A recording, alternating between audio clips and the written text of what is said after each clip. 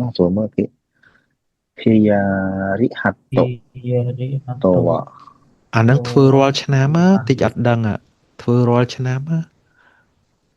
គេឲ្យតែសេកដាស់បកគលឲ្យមេរាល់ឆ្នាំតិចអត់ដឹងមើលហើយណា Hiyarihato នឹងគឺជាស្អីសំណួររបស់វាគឺបែបហ្នឹង Chiko នេះ ពាក្យណាអត់ចេះ អត់ចេះហ្មង យីសៃនឹងជាក់ស្ដែងយីសៃនេះអូគីណាយីកូណាហាសេស្តាកូតូហាសេនឹងកើតឡើងយីកូហាសេនឹងគ្រោះថ្នាក់កើតឡើង ធំកើតឡើងធំ ហើយ គ្រោះថ្នាក់ធំកើតឡើងជាក់ស្ដែង សូអូគីណាយីកូនឹងគឺគ្រោះថ្នាក់ធំជាក់ស្ដែងយីសៃនេះគឺជាក់ស្ដែងណា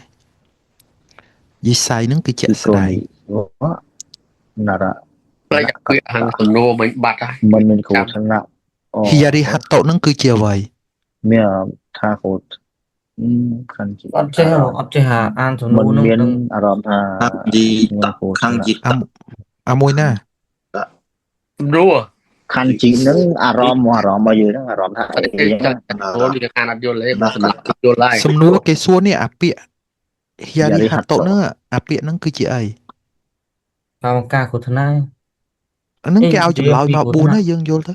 អញ្ចឹងបានថាយើងធ្វើរាល់ឆ្នាំហើយក៏ប៉ុន្តែយើងអត់បានចាប់អារម្មណ៍ថាហ្នឹងស្អី មិនថាដូចរាល់ថ្ងៃណោះ ទី1ឥឡូវយើងមើល A ទាំងអស់គ្នាគេដាក់ Yisai ni Okina Jiko nga Haseshita koto គឺគ្រោះថ្នាក់ដ៏ធំហ្នឹងបានកើតឡើងជាក់ស្ដែងណាគ្រោះថ្នាក់ធំហ្នឹងកើតឡើងជាក់ស្ដែងស្តៈណាតម្រងស្តៈបានន័យអតីតកាលវាបានកើតឡើងហើយណា ហើយ គឺគ្រោះថ្នាក់កើតឡើងគ្រោះថ្នាក់ដ៏ធំហ្នឹងបានកើតឡើងជាក់ស្ដែង A ណា B Kiken ចេះពាក្យ Kiken ទេ គ្រោះថ្នាក់ កែនឹងប្រែថាគ្រោះថ្នាក់ Kiken no kanjita nga Yiko ni wa naranakata koto ណាយើងបានមានអារម្មណ៍ថាគ្រោះថ្នាក់ក៏ប៉ុន្តែណាងៈនេះគឺជាឆ្នប់មួយដែលប្រយោគខាងមុខនិងប្រយោគខាងក្រោយផ្ទុយគ្នាណាយើងបានមានអារម្មណ៍ថាវាមានគ្រោះថ្នាក់ក៏ប៉ុន្តែអាយីកូនឹងវាអត់បានកើតឡើងទេហើយយើងទៅមើល C ខូយីងៈខាន់សេស្តាកូតូស្អីគេខូយី ការឋានសំណង ការឋានហ្នឹងណាការឋាន បញ្ចប់ការឋា ខាន់ ន សេគឺបញ្ចប់ទាំងស្រុងបានចប់រួចរាល់គឺបានន័យថាម៉េចគឺការដែលការឋានហ្នឹងបានចប់រួចរាល់ទាំងស្រុង អាហ្នឹងខុស ហើយ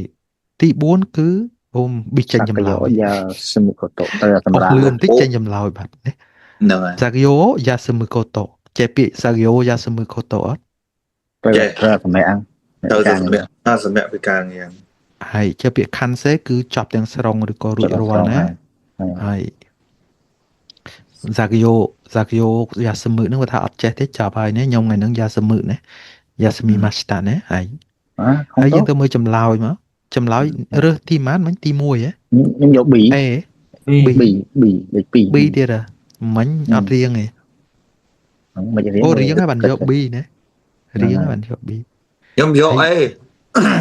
យក A តន់ចម្លើយចេញ B ណាហើយចម្លើយ B ណា បាទ Kiken o Kanji Stanga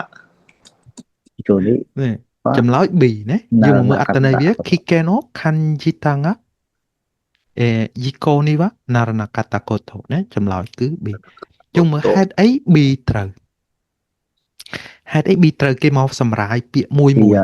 ពាក្យថា Hiyari ហ្នឹងប្រែថាភ័យមួយផ្លែតដល់ពេលហាត់តុហ្នឹងភ្ញាក់ផ្អើលមួយផ្លែតណាអញ្ចឹងអាពាក្យហ្នឹងពីរបូកផ្សំគ្នាមក Hiyari ហាត់តុណា Hiyari ហាត់តុ Yari ហាត់តុ អត្តន័យរបស់វាណាវាមានន័យថាម៉េចទៅ ថាបេះដូងអត្តន័យរបស់វាគឺចិត្តកើតគ្រោះថ្នាក់ក៏ប៉ុន្តែអត់ទាន់កើតទេដូចមិនអញ្ចឹងយើងមានអារម្មណ៍ថាអូ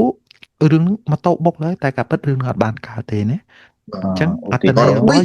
Hiyari ហាត់តុគឺបែបហ្នឹងណា Kikeno Kanjitanga Yiko ni wa Naranakata ណាឧទាហរណ៍អញួតធ្លាក់ចិត្តត្រូវមនុស្សអញ្ចឹងរអិលជើងតែមិនដួលអញ្ចឹងណាហើយ បើនេះអាញូវាធ្លាក់មកដែរប៉ុន្តែវាអត់ត្រូវមនុស្សទេវាក៏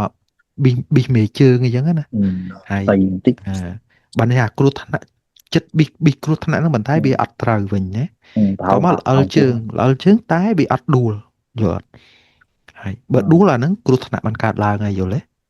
ហើយ ហើយអញ្ចឹងវាឡើងទៅជាហ៊ីយ៉ារីហាតូហើយ ហើយ ហេតុអីអាផ្សេងទៀតខុសហេតុអីអាផ្សេងទៀតខុសអាទី1គេដាក់ថាគ្រោះថ្នាក់បានកើតឡើងរួចហើយដូចខ្ញុំបញ្យល់អញ្ចឹងមិញអញ្ចឹងណា បាទ 実際に大きな事故が発生しました発生したことឃើញអត់អញ្ចឹងហើយវាមិនមែនជាហ៊ីយ៉ារីហាតូទេដោយសារវាបានកើតឡើងហើយយល់ទេ ហើយ ហើយបន្ទាប់មកទៀត C គេដាក់ថាការបញ្ចប់ បញ្ ការ ចប់ ងារ ការងារ វាអត់មានពាក់ព័ន្ធទេ ពាក់ វាអ ព័ ត់ ន្ធ មាន ទេ ពាក់ព័ន្ធទេការងារចប់ហើយចំណែក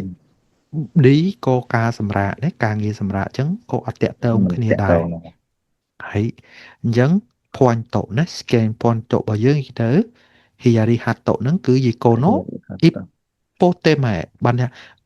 ប៊ីសតែមកមុខយើងតែមកចំហៀនហ្នឹងឯងណា ពោទេ វា មក នឹងកើតហើយហើយ Yikoboshi ni tsunagaru ណាបាននេះវាភ្ជាប់ទៅនឹងការបង្ការការគ្រោះថ្នាក់ អូខេ